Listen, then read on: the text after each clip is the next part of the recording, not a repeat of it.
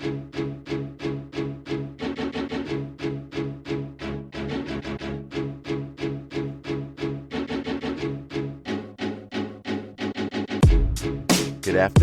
afternoon, and welcome to the 800 Credit Score Man Show. I am your host, Kevin King. He is I, and I am him, the 800 Credit Score Man himself. And once again, thank each and every one of you for coming in and listening to the 800 Credit Score Man Show. I truly, truly appreciate it. And I know that you out there listening, and I'm going to tell you how I know. Here's how I know. Last week, I did a show talking about men and credit, and what we do and what we don't do and how we lead or not lead when it comes to this particular area of our lives.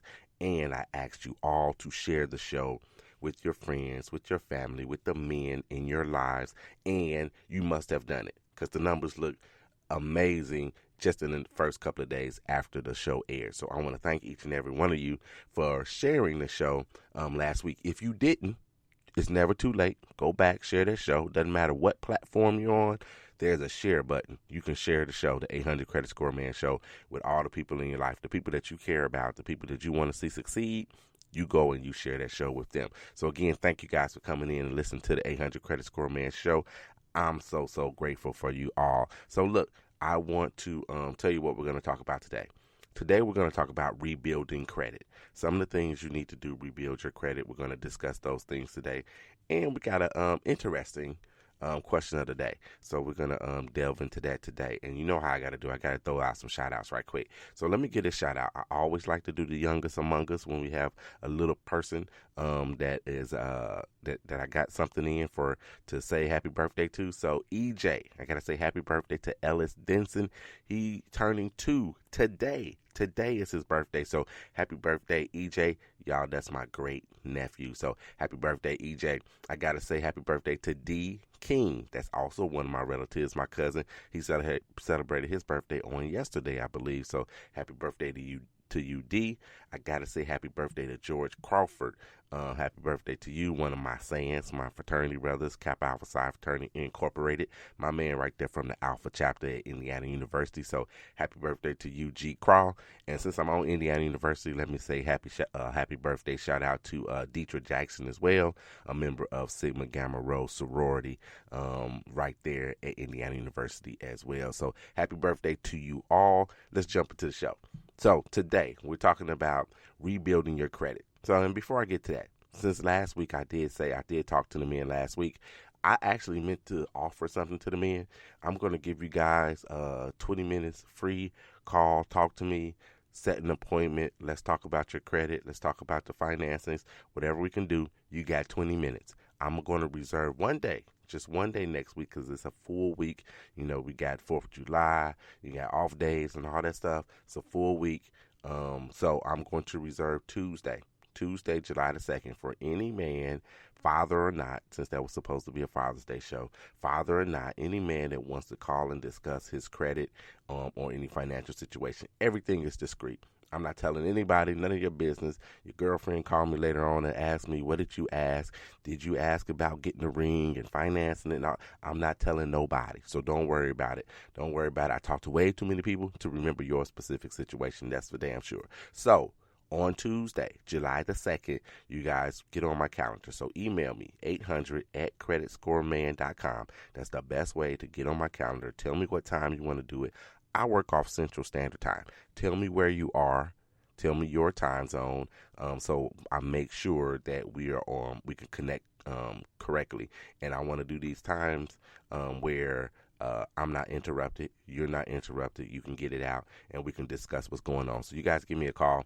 20 minutes on Tuesday. 20 minutes on Tuesday. I never thought about that kind of rhyme or something. 20 minutes on Tuesday, July the 2nd. So all those twos. You guys get at me, 800@creditscoreman.com. That's where you can email me, all right? Or text me, 312-600-5855. Soon as you hear this, so you don't forget, you text me, 312-600-5855. Let me know what time. Let me know your name. I got you. Have your number so I can give you a call as well, all right?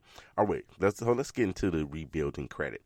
So when I say rebuilding credit, I'm talking about people that have had credit for quite some time. You made some mistakes.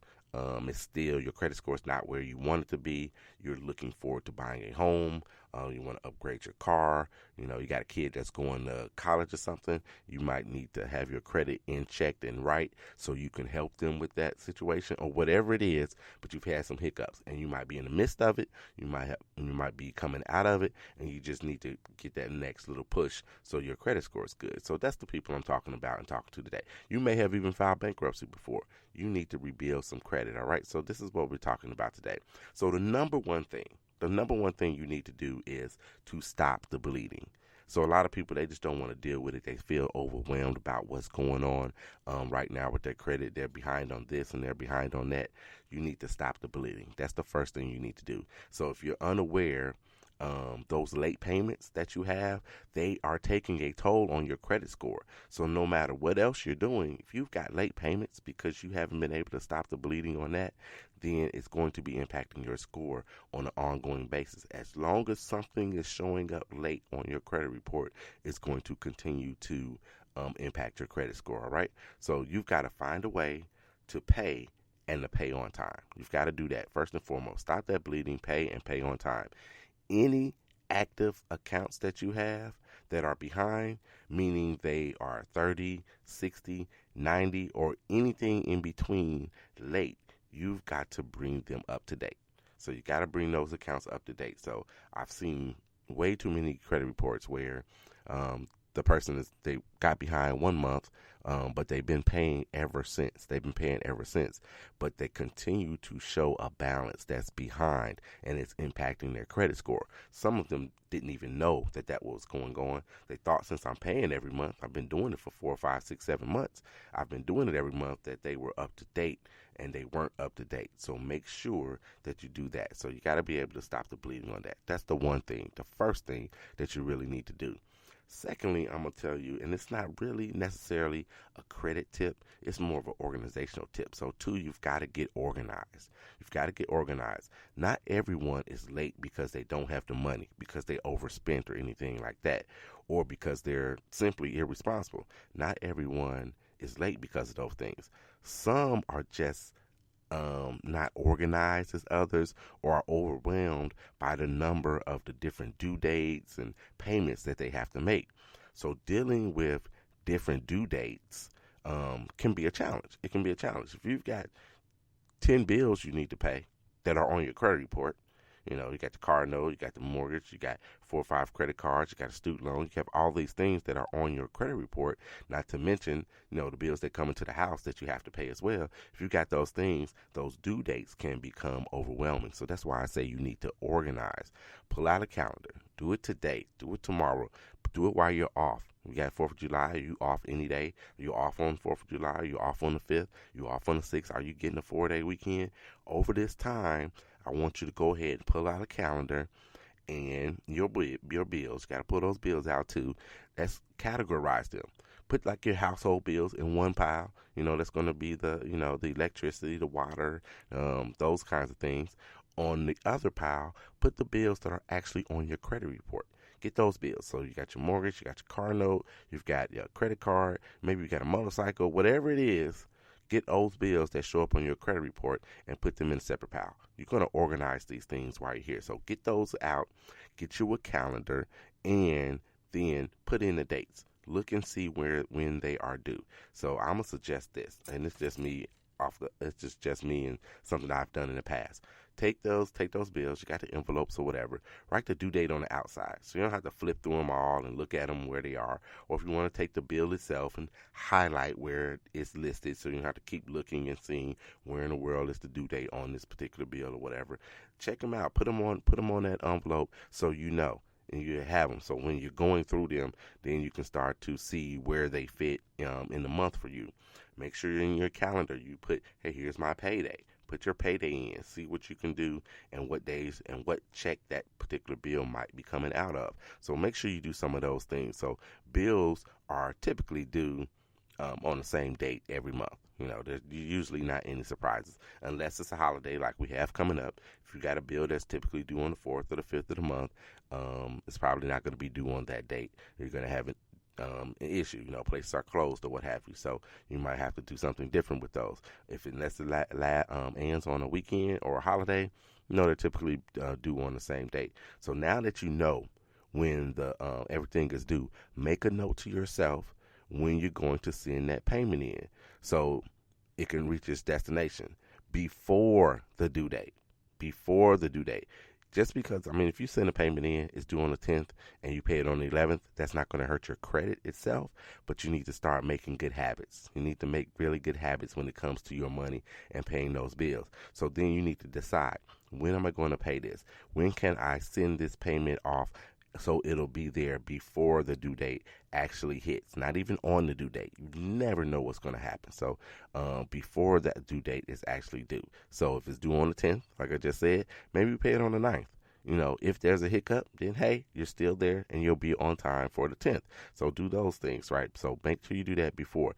If you're sending like credit card payments through snail mail, I suggest snail mail, which is regular U.S. Postal Service. If you're doing so, I suggest mailing it 5 days. 5 days, no less than 5 days at a minimum before the due date is due. Make sure you send it out before then. If you're paying electronically, say via the company, if you just go online or you do it through an app or whatever it is you do to the company, or if you're using your bank account, I suggest paying at least 1 day before it's actually due. So again, you never know what might happen. Maybe their system's down. Maybe your system is down. Maybe you can't get Wi-Fi for whatever reason on the due date. And also on the due dates, some places have a cutoff time. So they might have a cutoff time for your particular bill. And if you don't pay it by that time on that day, then it's considered late. So let's say it's 5 o'clock. You don't get to pay it by 5 o'clock. You don't pay it till 5:30. Then they can consider you late. Now, again, that's not going to impact your credit score if you're up to date.